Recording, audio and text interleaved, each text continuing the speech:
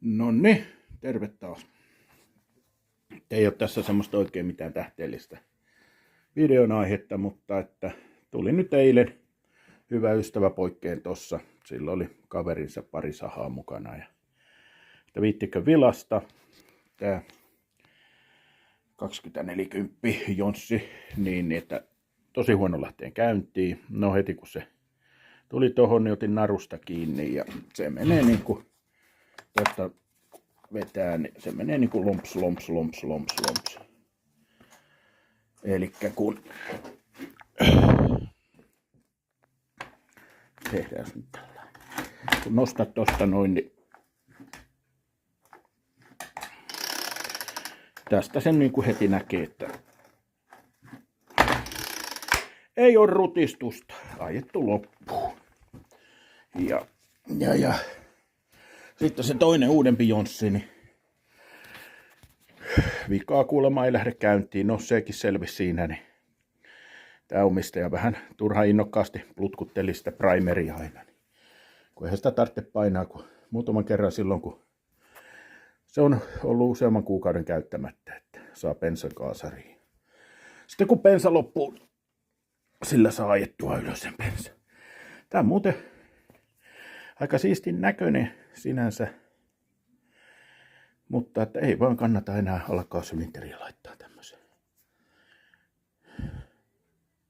Niin tää oli sitten menossa kuulemma romukoppaan. Mä sitä, hei kyllä se voi tähän jättää. Että kun mä sitä vaikka muutama kympin annan, niin se nyt jäi sitten mulle. Ei tarvinnut maksaa mitään.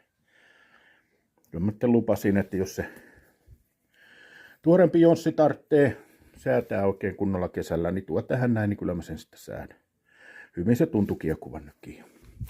Niin tästä täytyy nyt ihan pirruttaa, niin napata toi kansi vaan veksiin ja oho, kato.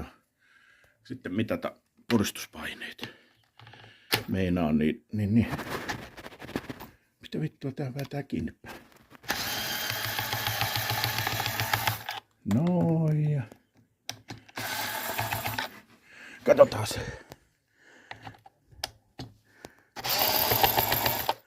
Mitä siellä kannen alla on? Tässä on hieno ydinlaskelma pinnassa. Ei varmaan. No saa siitä jonkinlaisen käsityksen, että ei ole hetken aikaa käytetty.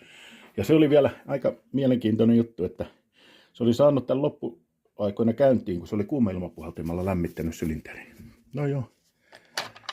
Katsotaan mitä täältä tuo näkyy.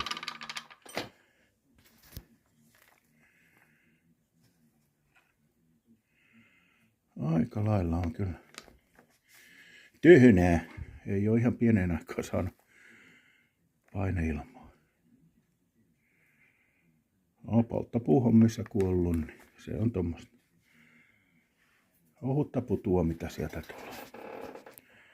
Joo, mä otan tulpaa irti siitä ja katson vähän mitä siellä on puristuspaineet. Ihan mielenkiinnosta. Paljon siellä ei voi olla. Epäilisin, että joku 4-5 kiloa. Kohta se nähdään, niin mitä siellä on. Niin mä ruuvailen.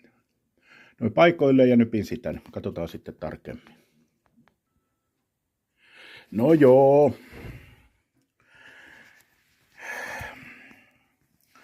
Aika lähelle mä arvasin sen. Siellä on 5 baaria, pikkusen alla 5 baaria, eli 5 kiloa puristuspaineet. Voi. No, silloin vaan tunnit täynnä. Ja tuossa vilkasin tulpan reiästä, siitä näkee pakoauko hyvin, kun se on 15 tollain, niin aikamoisia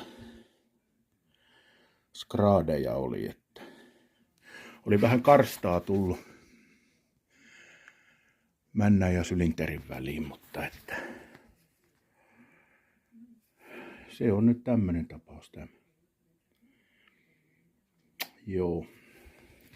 No, mä putsaan pölyt pois ja sahan päältä ja kuoren päältä ja se menee ton hyllyyn muiden keräyssahojen kaveriksi. Kyllähän siitä, jos tämä olisi niin kuin oma ja ainut saha, niin kyllä tämä niin kuin itse kannattaisi itsellensä korjata, mutta että en mä näe tässä mitään ideaa alkaa laittamaan, koska noita sahoja nyt on muutenkin. Ja tällä entisellä omistajalla, niin sillä niitä on se uuden karheen Jonssi. Niin, se pärjää sillä. Joo, kai mä laitan tohon koppaa päälle ja otan vähän pois. Niin, tämmönen, mä en muista, en tainnut koskaan tehdä tästä juttua. Tää on kyllä monta vuotta ollutkin mulla jo. Kärkkäiseltä muistaakseni, Kärkkäiseltä mä tilasin tämän Timcon puristuspainemmittarin. Oli halpa ja on hyvä. Löytyy eri adaptereita eri kierteille ja vaikka mihinkään. On sitten noin kummitussuvarret. Ja on ollut moneen tarpeeseen, moneen hommaan helveko hyvä. Ja sillä niin kun saa sitten selvyyden just tämmöisestä sahoista, että paljon siellä sitä rutkua on. Niin. Ja kyllä se nyt huomasi heti tuossa, kun narusta vähän roikotti sitä, että ei siellä nyt ole kaikki ihan hyvin siellä sylinterissä. Mutta en mä tiedä, onko tässä nyt pitää sen ihmeempää seliteltävää tämmöisestä vanhasta Jonssista. Tää on ollut ihan hyvä saha. 40-kuutioinen kuitenkin, niin kyllä tällä on niin kuin polttopuita tehnyt. Suhteellisen hyvä orakonin laippakin ja ketju. Mutta nyt kun eletään ystävänpäivää, jos joku nyt näin pitkälle viitti katsoa tätä, niin hyvää ystävänpäivää kaikille. Peukkuakin voi painaa, jos tästä nyt oli jotain hyötyä tai ajankulua edes. Mutta näihin kuviin. Ja hyvää ystävänpäivää. Moikka!